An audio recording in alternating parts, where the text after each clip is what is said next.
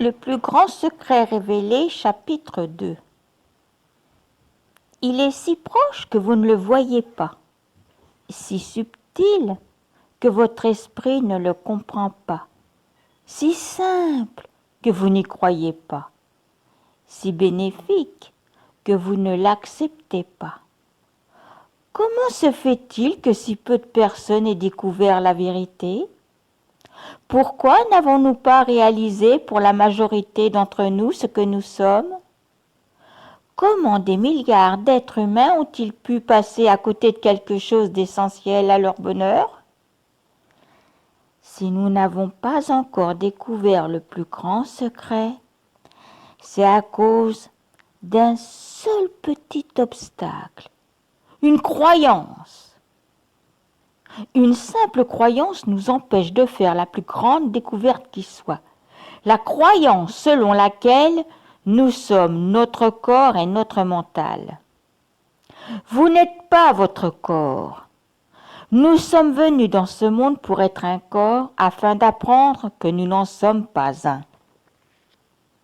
De même que vous utilisez une voiture pour vous rendre d'un endroit à un autre, votre corps est un véhicule que vous utilisez pour vous déplacer et faire l'expérience du monde. Quand vous avez une voiture, vous ne dites pas que vous êtes la voiture. Alors pourquoi, quand vous avez un corps, dites-vous que vous êtes le corps ? Votre corps est quelque chose de matériel, de sorte qu'il n'est pas conscient. Il ne sait pas qu'il est un corps, mais vous savez qu'il est un corps. Votre orteil ne sait pas qu'il est un orteil. De même, votre poignet ne sait pas qu'il est un poignet. Votre tête ne sait pas qu'elle est une tête. Et votre cerveau n'a aucune idée qu'il est un cerveau. Mais vous connaissez chacune des parties de votre corps. Comment pourriez-vous être le corps si vous en connaissez toutes les parties, alors qu'aucune d'entre elles ne vous connaît ? C'est en se posant ce genre de questions que les grands êtres du passé ont pu éclaircir le mystère de ce que nous sommes réellement. La pire habitude que nous avons prise depuis des millénaires est de croire que nous sommes ce corps. Nous avons oublié ce que nous sommes et nous nous sommes identifiés à des objets. Je suis ce corps, je veux donc mourir. Votre crainte, c'est de cesser d'exister si le corps n'est plus là. Croire que vous êtes seulement votre corps engendre la plus grande crainte de l'humanité. La peur de la mort. Quand votre corps meurt, vous craignez de ne plus exister. Cette peur est semblable à un nuage sombre qui planerait au-dessus de votre vie. Si vous voulez l'immortalité, cessez de vous identifier au corps. Savoir que vous n'êtes pas votre corps est une bonne nouvelle, car votre corps prendra fin un jour, comme tout ce qui est matériel. Le monde est entièrement constitué d'éléments matériels qui ne durent pas. Cela vaut aussi pour votre corps qui apparaît et disparaît à travers le processus de la naissance et de la mort. Ce que vous êtes réellement ne meurt jamais. Ce que vous êtes vraiment ne meurt jamais. Le corps mourra, mais le corps n'est pas ce que vous êtes. Nous sommes libres de nous identifier au corps ou à ce que nous sommes réellement. Le corps, c'est la souffrance. Et ce que vous êtes, c'est la joie infinie. Si vous voulez surmonter toutes les difficultés, commencez par abandonner la croyance que vous êtes votre corps. Vous n'êtes pas votre mental. La voix qui s'exprime dans votre tête n'est pas vous. Et pourtant, c'est probablement ce que vous croyez depuis toujours. Si la voix dans votre tête semble être vous, si elle semble en savoir beaucoup sur vous et que vous la connaissez plutôt bien maintenant, elle n'est en aucun cas vous.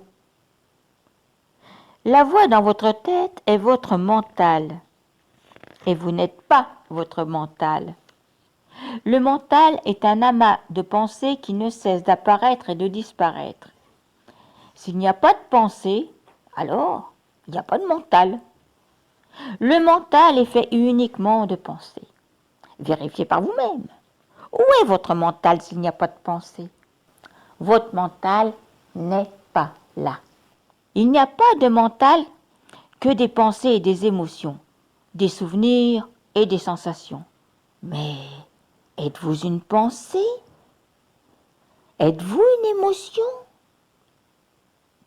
Si vous étiez une pensée, mettons, une pensée emplie de frustration, vous devriez disparaître une fois le sentiment de frustration disparu. Or, vous n'êtes ni une pensée, ni une sensation, ni une émotion. Parce que, si tel était le cas, vous ne devriez plus être là lorsqu'elles ne sont plus là. Et vous êtes toujours là une fois qu'elles ont disparu.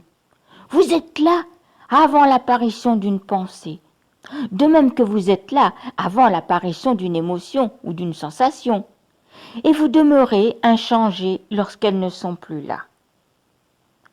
Cela paraît assez évident lorsqu'on examine la question. Nous avons certes des pensées, des émotions et des sensations, mais nous ne sommes pas cela. D'une certaine façon, les raisons pour lesquelles nous ne voyons pas ce que nous sommes réellement sont faciles à comprendre.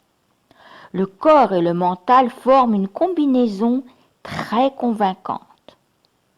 Notre esprit produit des pensées en continu qui contiennent pour la plupart le mot « je », comme si le mental était ce que nous sommes. De plus, comme toutes nos sensations corporelles viennent aussi du mental, cela renforce la croyance que nous sommes notre corps. La façon dont les autres nous voient contribue à notre sentiment d'être une personne. Lorsque les choses arrivent, elles semblent vous arriver à vous, ou alors vous pensez les avoir provoquées. Vous vous intéressez à ce qui se passe en raison de l'effet que cela a sur vous. Ce qui vous anime, c'est de vouloir être à l'abri d'événements fâcheux et que les choses se passent sous un jour favorable. Vous semblez bel et bien réel. Cela ne veut pas dire que vous n'avez pas un corps et un mental, mais simplement qu'ils ne sont pas ce que vous êtes réellement. Tout comme votre voiture, ce ne sont pas des instruments réglés avec précision dont vous vous servez pour faire l'expérience du monde matériel.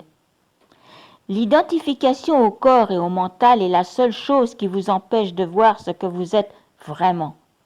Cette identification erronée masque votre vrai soi. Êtes-vous réellement la personne que vous pensez être?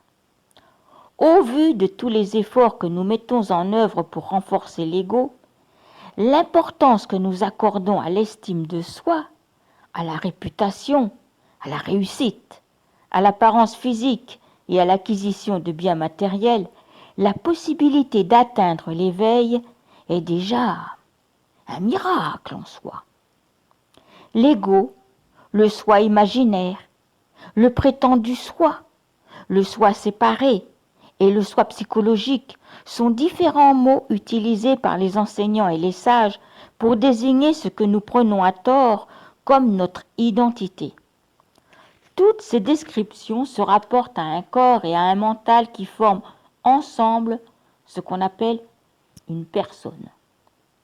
Pour dire ce que nous sommes, nous nous référons pour la plupart d'entre nous à cette personne que nous pensons être. Une personne est ce que vous expérimentez, mais ce n'est pas ce que vous êtes. Il n'y a rien qui soit une personne. Si vous dites « je suis une personne », alors il faut préciser laquelle. Il y a eu un jour un nouveau-né, puis un enfant qui fait ses premiers pas, puis un adolescent. Et tout ce processus sera bientôt terminé. Votre personnalité ne cesse de changer. Alors, si votre personnalité est vous, quelle personne êtes-vous? Êtes-vous la personne en colère, aimante, frustrée, contrariée? ou au grand cœur. Vous pensez peut-être être toutes ces personnes, mais ce n'est pas possible. Car si tel était le cas, la personne en colère ne disparaîtrait jamais. Elle serait toujours là. De même, si la personne frustrée était réellement vous, lorsque la personne frustrée disparaîtrait, une partie de vous-même devrait disparaître avec elle. Or, comme vous l'aurez certainement remarqué, cela ne se passe pas ainsi. Vous êtes là avant qu'apparaisse la personne en colère, et vous êtes toujours là après sa disparition. Vous êtes là avant qu'apparaisse la personne frustrée, et vous êtes toujours là après sa disparition. De toute évidence, vous n'êtes ni vos humeurs changeantes, ni votre personnalité. La personnalité est un outil utile, mais elle ne peut définir ce que vous êtes. Ce que vous êtes se trouve bien au-delà de ce que vous pensez être. Le principal obstacle à la découverte de la vérité de ce que nous sommes réellement est de nous considérer comme un amas de pensées, de souvenirs, d'émotions et de sensations. Pris ensemble, ils forment un soi ou une entité illusoire. Croire que je suis cette entité est le seul obstacle. Tous nos problèmes d'ordre psychologique sont dus à ce soi imaginaire que nous prenons à tort pour ce que nous sommes. La personne semble exister uniquement en raison de la croyance tenace et jamais remise en question selon laquelle il y a là une personne réelle. Or, la personne, ou l'ego, ne peut exister sans cette croyance qui n'est que le produit de notre imagination. En vérité, il n'y a absolument pas de personne. Le seul locataire de cette maison qu'est le corps est le soi pur, ce que vous êtes. Tout le reste n'est qu'invention. Il n'y a pas deux locataires dans ce corps. Il n'y en a jamais eu qu'un seul. La croyance en l'ego procure un sentiment de réalité, mais ce n'est pas la réalité, juste une fiction. En quoi la croyance que nous sommes un ego ou une personne est-elle un problème? Nous avons le sentiment d'être tout petit et extrêmement vulnérable. Nous craignons qu'il nous arrive malheur. Nous avons peur de tomber malade, de vieillir et de mourir. Nous craignons de perdre ce que nous avons et de ne pas obtenir ce que nous désirons. Nous vivons en état de manque, persuadés qu'il n'y en a pas assez d'argent, de temps, d'énergie, d'amour, de bonheur, ou qu'on n'est pas en assez bonne santé et que la vie est trop courte. Pire encore, nous pensons ne pas être assez bien nous-mêmes. Rien de tout cela n'est vrai. C'est même l'opposé de la vérité. Et nous ne connaîtrons jamais un bonheur durable tant que nous n'abandonnerons pas la croyance selon laquelle nous sommes seulement une personne. Ce qu'il y a de tragique et de comique dans la condition humaine, c'est que nous passons la plus grande partie de notre existence à penser, ressentir, agir, percevoir et établir des relations sur la base d'un moi illusoire. L'ego n'est pas ce que vous êtes. Mais comme il est très bruyant, vous ne pouvez pas entendre ce que vous êtes réellement. Si vous le laissez continuer à s'exprimer aussi fort, si vous le nourrissez et l'arrosez, c'est de la folie. Selon moi, tout le monde souffre du poison de la personne. Vivre la vie trop personnellement, percevoir la vie trop personnellement, prendre les choses trop personnellement. Lorsque vous réagissez à la vie sur un mode personnel, vous êtes dans une forme d'aveuglement. Vous ne voyez pas les choses sous le bon angle. Certes, vous faites l'expérience d'un corps. Vous faites l'expérience d'un mental. Et vous avez l'expérience d'être une personne. Mais ce ne sont que les plus infimes parties de vous-même. En fin de compte, ces parties ne sont pas vous, car lorsqu'elles cessent, vous ne cessez pas. Il n'y a personne dans une personne, mais il existe un vous réel. Pourquoi est-il si difficile de voir au-delà de l'ego, de s'en défaire, de cesser de croire en sa solidité? Pourquoi s'accroche-t-on à ce soi apparemment réel alors qu'en dessous et au-dessus et partout autour se trouve une réalité splendide et bien réelle sur laquelle on peut s'appuyer pour se nourrir et s'établir dans une parfaite sérénité? Pourquoi nous en priver pour une chose si fade en comparaison et qui cause tant de problèmes et engendre même de la souffrance? Nous faisons tous semblant. Vos pensées, vos émotions, vos sensations et vos croyances œuvrent de concert sans discontinuer pour vous convaincre que vous êtes une personne. Nous faisons tous semblant. Nous faisons mine d'être minuscules. Nous faisons comme si nous étions très limités.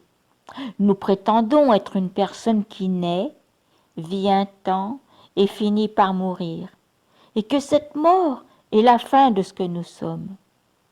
Mais rien ne pourrait être plus éloigné de la vérité. Nous sommes obsédés par un personnage imaginaire qui n'existe pas. Ce personnage imaginaire est tout à fait comparable à un personnage de film. Nous savons que l'acteur jouant le personnage existe. Mais le personnage du film, sait-il que l'acteur existe? Non. Le personnage du film est imaginaire. Chacune de nos pensées vient conforter la croyance que nous sommes une personne. Si vous vous penchez sur vos pensées, vous verrez qu'il y a un moi au centre de chacune d'entre elles. Ces pensées centrées autour du moi que vous croyez être vous répètent non-stop que vous êtes une petite personne limitée. Quand vous confondez la voix qui s'exprime dans votre tête avec ce que vous êtes réellement, vous croyez tout ce qu'elle vous dit.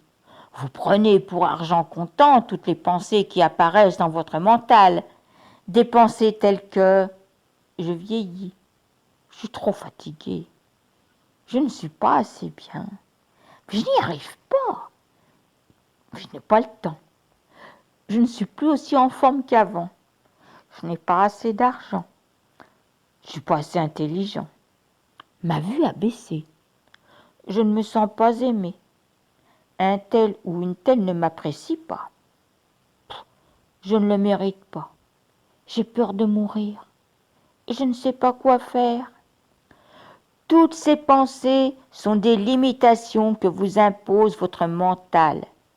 Ce que vous êtes réellement est illimité, ce qui signifie que plus rien n'a de pouvoir sur vous. Mon maître explique que si nous nous sentons petits, c'est à cause des pensées limitantes que nous entretenons en permanence, comme celle indiquée plus haut, et que si nous ne faisons pas semblant d'être petits et limités, nous verrions la vérité de ce que nous sommes réellement. Tout ce qui relève d'une personne est à l'opposé de ce que vous êtes vraiment. La personne est imparfaite. Ce que vous êtes réellement est parfait. La personne est temporaire et limitée. Ce que vous êtes réellement est permanent et illimité. La personne naît et meurt. Ce que vous êtes réellement ne naît ni ne meurt jamais. La personne est personnelle et instable. Ce que vous êtes réellement est impersonnel et toujours stable. La personne a des humeurs changeantes. Ce que vous êtes réellement est bonheur et paix à chaque instant. La personne est pleine de jugements et d'opinions. Ce que vous êtes réellement accepte tout. La personne tombe malade et vieillit. Ce que vous êtes réellement n'est pas soumis au temps qui passe, ni sujet à la maladie. La personne souffre. Ce que vous êtes réellement ne connaît jamais la souffrance. Ce que vous êtes réellement existe pour l'éternité. Échangez le sentiment d'être malheureux contre la vérité. La seule façon de vivre dans la joie et de connaître un bonheur durable consiste à faire l'expérience de votre véritable nature. La seule façon d'échapper à une vie pleine de problèmes, d'états d'esprit négatifs et de disputes, c'est de connaître la vérité à propos de ce que vous êtes réellement. Et ce que vous êtes réellement est infiniment grand et majestueux, complet, parfait et totalement serein. Mais comme vous vous prenez pour un ego limité, vous ne vous en rendez pas compte. Retirez le bandeau que vous avez sur les yeux et vous connaîtrez une paix et une joie parfaites. Quand vous vous serez trouvé, vous aurez tout. La vie, ce n'est pas résoudre une succession de petits problèmes, car des problèmes, il y en aura toujours. La vie nous indique la seule chose essentielle que nous ne voyons pas. Notre soi véritable qui ne change jamais.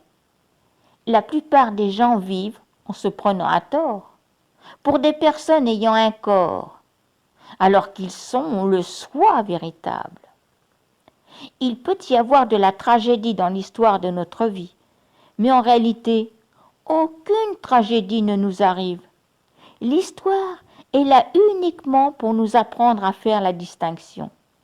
Dès l'instant où nous comprenons cet enseignement, l'histoire elle-même change pour se révéler n'être que beauté, amour et intelligence. Laissez tomber la notion selon laquelle le malheur est inévitable. Tant que vous resterez attaché à cette notion, il y aura des malheurs dans votre vie. Dans la parabole biblique, l'homme qui s'identifie au corps et à l'esprit est celui qui construit sa maison sur du sable. Pour réaliser sa véritable nature, il faut construire sa maison sur le roc.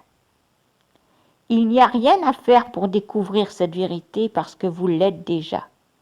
Comment pourriez-vous vous chercher vous-même? Le fait est que pour la majorité d'entre nous, nous détournons le regard de ce que nous sommes réellement. Avez-vous déjà regardé un dessin qui renferme deux images en une?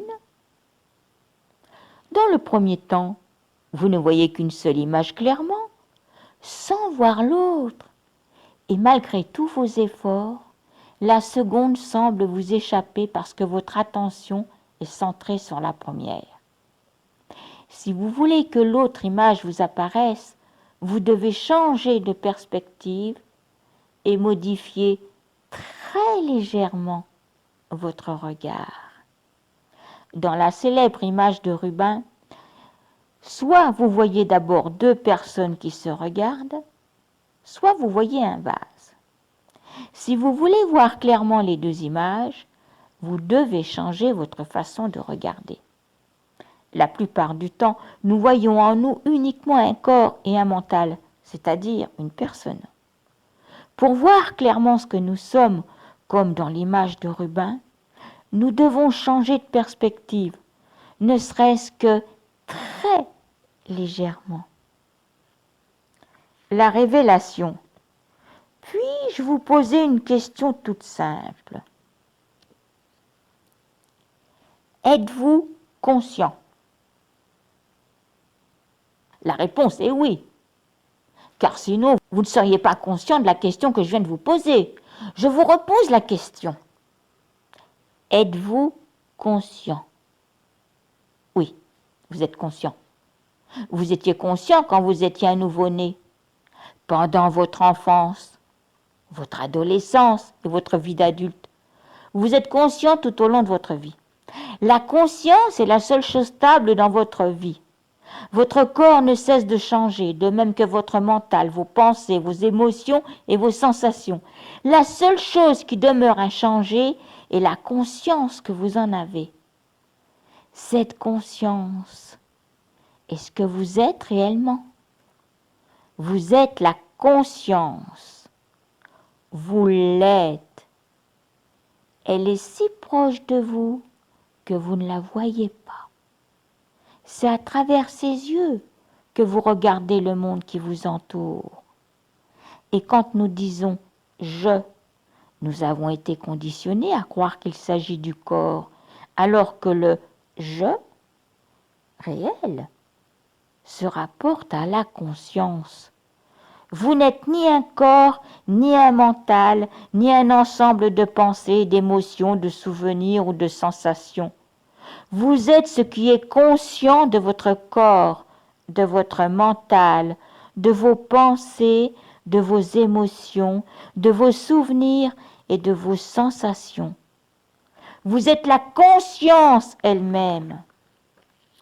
Lorsque vous rencontrez la conscience, quelque chose en vous la reconnaît. Vous êtes conscient de lire ce livre. Vous êtes conscient des sons autour de vous. Vous êtes conscient de la pièce dans laquelle vous vous trouvez. Vous êtes conscient de votre nom. Vous êtes conscient de votre corps et des vêtements que vous portez, de votre respiration et de vos sensations corporelles. Vous êtes conscient de votre palais dans la bouche, de vos doigts, de la plante de vos pieds. Vous êtes conscient de votre mental, des pensées dans votre tête, de vos émotions et de vos humeurs. Pour résumer, sans la conscience, vous ne pourriez ni connaître ni expérimenter la vie dans tous ses aspects. Vous êtes la conscience qui est consciente de tout. La conscience est ce qui est conscient de toutes vos expériences. Si le mental et le corps ne sont conscients de votre vie, en tant que conscience, vous êtes conscient du mental, des pensées et du corps, et tout ce dont vous êtes conscient ne peut être vous. Comme le fait observer Bob Adamson, le marin, la seule chose dont nous soyons absolument certains, c'est que nous existons. Et la seule façon de savoir que nous existons est notre conscience d'exister. Nous croyons à tort que notre conscience d'exister provient du mental ou du corps. Mais ce n'est pas le cas. Notre conscience d'exister est ce que nous sommes réellement. Ce n'est donc ni le mental, ni le corps. Imaginez, juste un court instant, que vous n'avez ni corps ni mental. Retirez votre corps. Retirez votre mental. Retirez votre nom. Retirez votre histoire de vie, c'est-à-dire tout votre passé. Retirez tous vos souvenirs, toutes vos croyances et toutes vos pensées. Et observez ce qui reste. Ce qui reste, c'est la conscience. Si l'on devait attirer notre attention sur le papier blanc sur lequel sont écrits ces mots, nous en deviendrions soudain conscients. En réalité, nous avons toujours été conscients de ce papier, mais sans le réaliser en raison de notre concentration exclusive sur les mots imprimés. La conscience est semblable au papier blanc.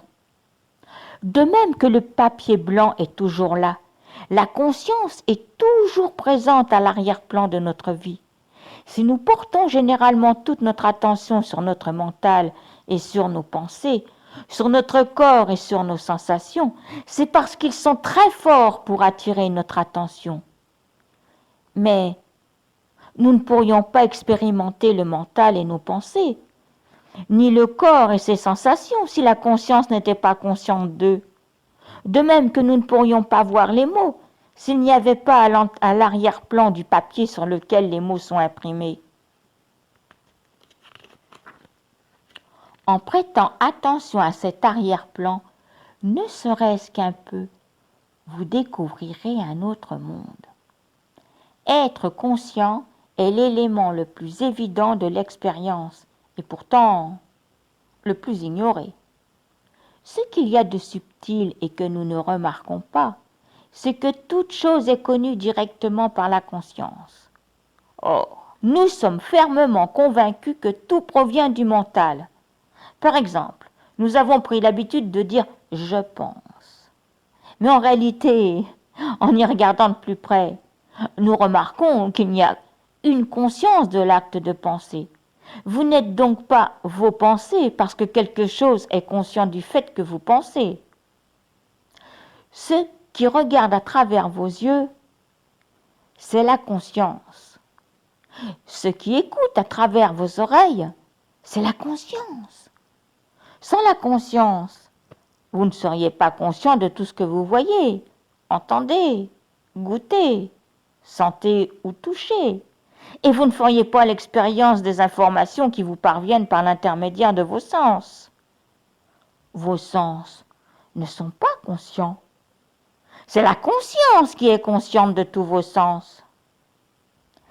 L'appareil avec lequel nous percevons le monde n'a aucune activité propre. Il ne peut rien voir par lui-même. Un télescope n'est qu'un instrument sans l'œil d'un astronome.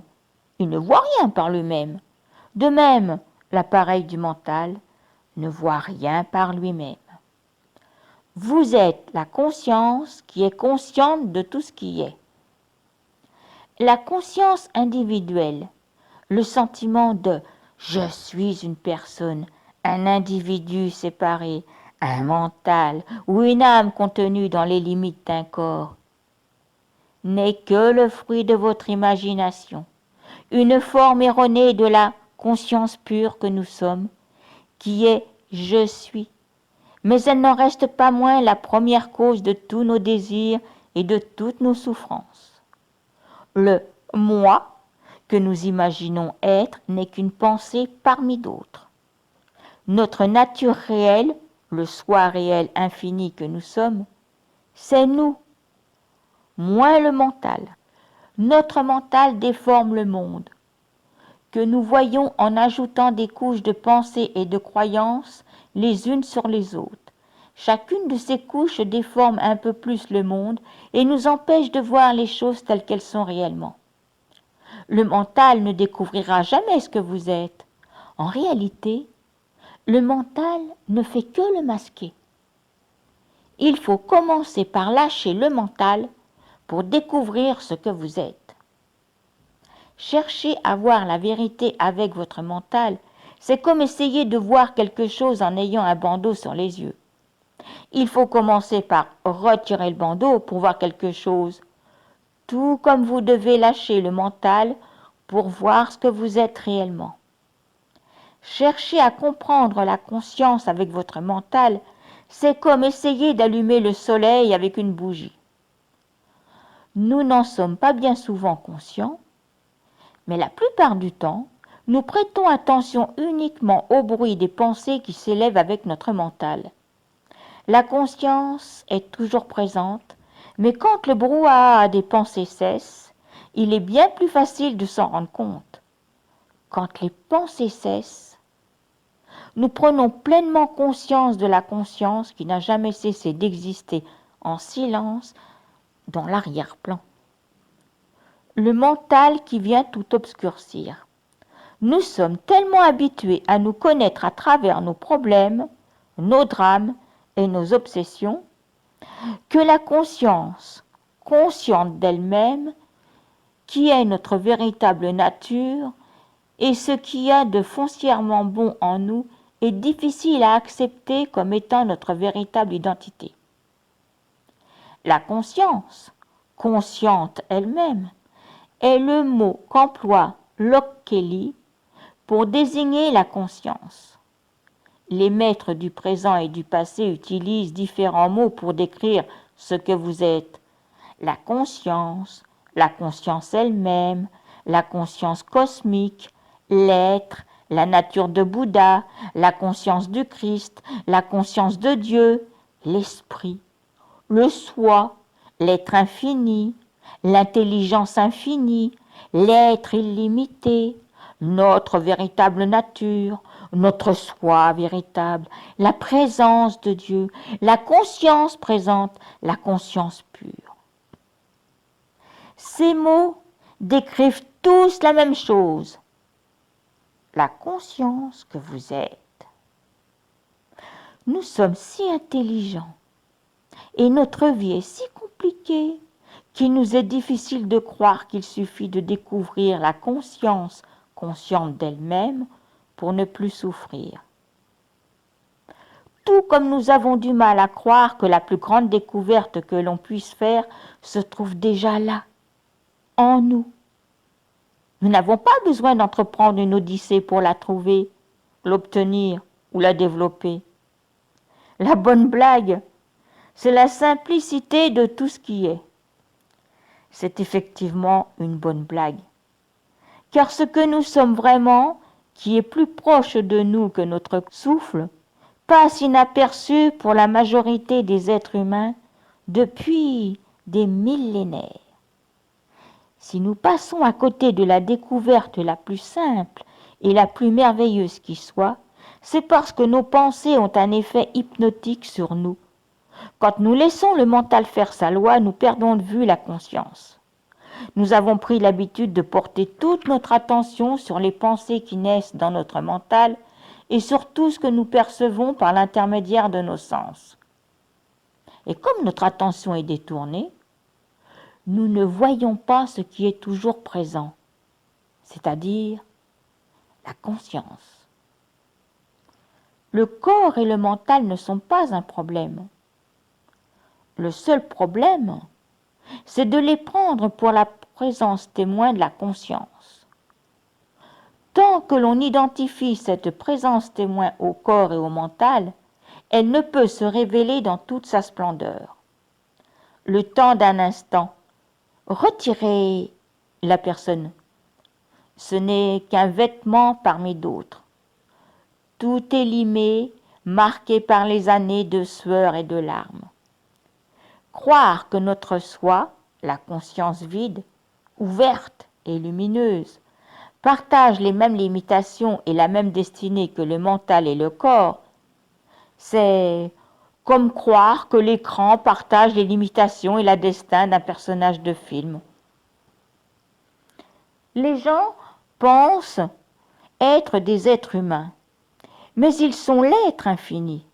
Ils se leurrent quant à leur identité, mais ce qu'ils sont réellement ne les a jamais quittés et demeure toujours présent. Votre mental apparaît uniquement lorsque vous avez une pensée et disparaît dès que cette pensée prend fin. Mais la conscience n'apparaît et ne disparaît jamais. La conscience est toujours présente, même pendant votre sommeil. La conscience semble disparaître quand vous vous endormez et semble réapparaître quand vous vous réveillez. Vous savez toutefois quand vous avez passé une bonne nuit parce que vous vous dites « Ah, j'ai bien dormi. J'ai dormi comme un bébé. » Mais comment savez-vous que vous avez dormi comme un bébé ? Vous le savez parce que la conscience était présente pendant tout le temps que vous dormiez. Quand vous vous posez la question « Suis-je conscient ?», vous prenez aussitôt conscience de la conscience. Elle n'apparaît pas. Elle a toujours été présente. Vous avez tout simplement retiré votre attention des pensées pour la diriger sur la conscience. Et c'est ce qui vous permet de savoir que vous êtes conscient. Tout ce qui n'est pas conscience finit par prendre fin ou mourir. Sans exception, toute chose matérielle apparaît et disparaît. Absolument tout sur Terre. Les corps, les villes, les pays, les océans apparaissent et finissent par disparaître. Prenez un moment pour y réfléchir et vous verrez que rien ne subsiste. Tout est passager, y compris la planète, le soleil, le système solaire et même l'univers. Rien n'est éternel, hormis la conscience. Vous êtes conscience et vous êtes là pour l'éternité. Notre corps vieillit. Mais quand les gens vieillissent, ils disent qu'ils n'ont pas de sentiment d'avoir vieilli et qu'ils ont l'impression de ne pas avoir changé. Ils admettent que leur corps vieillit, mais en leur fort intérieur, ils n'éprouvent pas cet état de fait. Sans s'en rendre compte, ils ressentent la conscience intemporelle qu'ils sont réellement.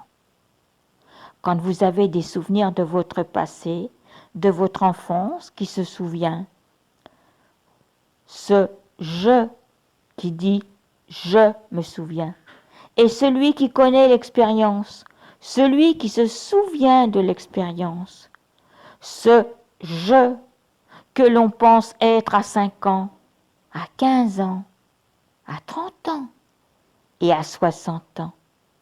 Et la conscience sans âge, qui est le témoin de toute votre vie.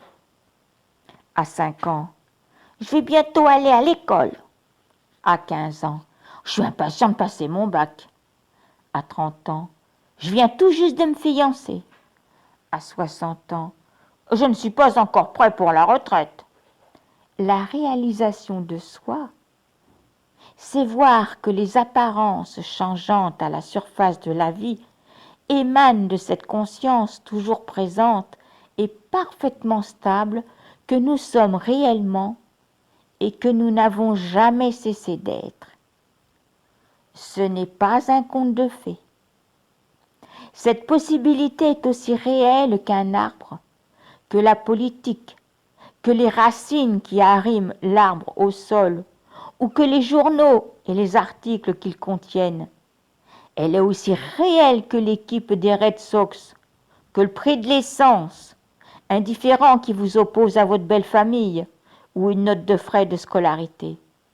En vérité, elle est bien plus réelle que tout cela. Mais nous avons du mal à le percevoir et à le ressentir, sans même parler d'en avoir une connaissance directe. Il n'y a personne qui ne soit en contact direct avec l'infini de l'être, qui n'est que perfection, présence, joie et éternité. Il n'y a personne sur terre qui ne soit pas en contact direct en cet instant même. Mais du fait de nos conditionnements, de la croyance tenace que nous sommes limités et de notre quête tournée vers l'extérieur, notre vue est obscurcie. Nous avons recouvert d'un voile l'être infini que nous sommes en ayant des pensées telles que « je suis ce corps physique » ou « je suis ce mental » ou encore « avec ce corps physique et ce mental, je n'aurai que des problèmes ». C'est l'état auquel il est fait référence dans la plupart des religions qui parlent par exemple de libération ou de salut, parce que seul cet état de véritable connaissance de soi peut nous libérer ou nous sauver de l'attachement qui consiste à se prendre pour un individu séparé dont la conscience serait confinée à l'intérieur d'un corps physique. Dans certaines religions, on dit que la conscience est la présence de Dieu. Lors d'une expérience divine, l'expérience d'avoir le sentiment d'être touché par Dieu, le mental et l'ego s'effondrent et la conscience, ou présence de Dieu, est révélée. Ce sentiment d'amour pur, de paix infinie, de beauté, de bonheur et de félicité ne peut être pris pour autre chose que le divin. En réalité, Nous sommes l'être infini, et non l'être humain. Nous sommes l'être infini ayant une expérience humaine. En bien des aspects, la vérité de ce qu'est la vie et de ce que nous sommes est à l'exact opposé de ce que nous avons appris.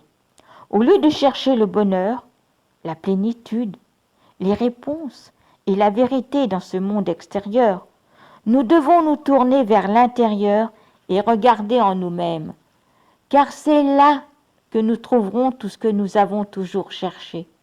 Notre monde extraordinaire et tout ce qu'il contient est là pour que nous en profitions, mais ce n'est qu'en nous-mêmes que nous trouverons le bonheur, la joie, l'amour, la paix, l'intelligence et la liberté. Ce qu'est la conscience, notre véritable nature.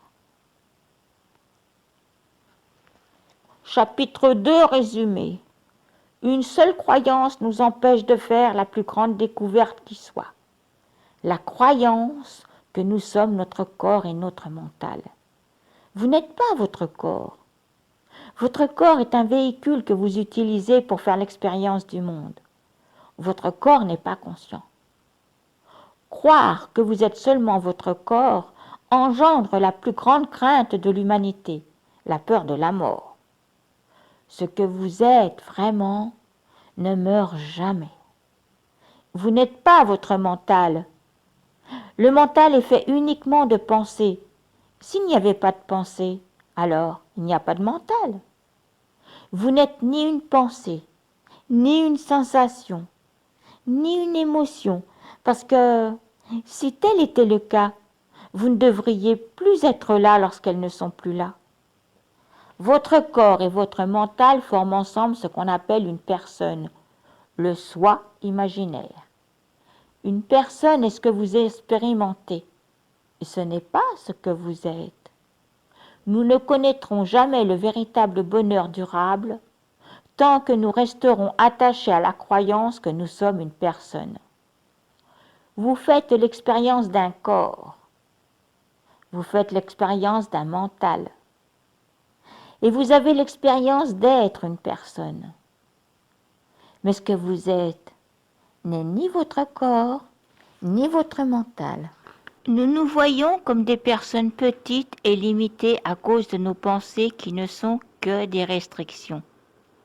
Ce que vous êtes réellement est illimité, ce qui signifie que plus rien n'a de pouvoir sur vous. Vous êtes conscient tout au long de votre vie. La conscience est la seule chose stable dans votre vie. Cette conscience est ce que vous êtes réellement. Vous êtes la conscience. Sans la conscience, vous ne pourriez ni connaître ni expérimenter la vie dans tous ses aspects. Ni le mental, ni le corps ne sont conscients de votre vie. La conscience, c'est ce qui est conscient de toutes vos expériences. Imaginez que vous n'avez pas de corps, ni de mental, de nom, de vécu, de passé, de souvenirs, de croyances et de pensées. Ce qui reste est la conscience. La plupart du temps, nous prêtons attention uniquement aux pensées et à tout ce que nous percevons, et passons ainsi à côté de ce qui est toujours présent, la conscience. La conscience est toujours présente, même dans le sommeil. Quand vous vous posez la question « suis-je conscient ?», vous prenez aussitôt conscience de la conscience. Elle n'apparaît pas. Elle a toujours été présente. Tout ce qui n'est pas conscience finit par prendre fin ou mourir. Au lieu de chercher le bonheur dans le monde extérieur, nous devons nous tourner vers l'intérieur et regarder en nous-mêmes. Le seul endroit où nous trouverons tout ce que nous avons toujours cherché.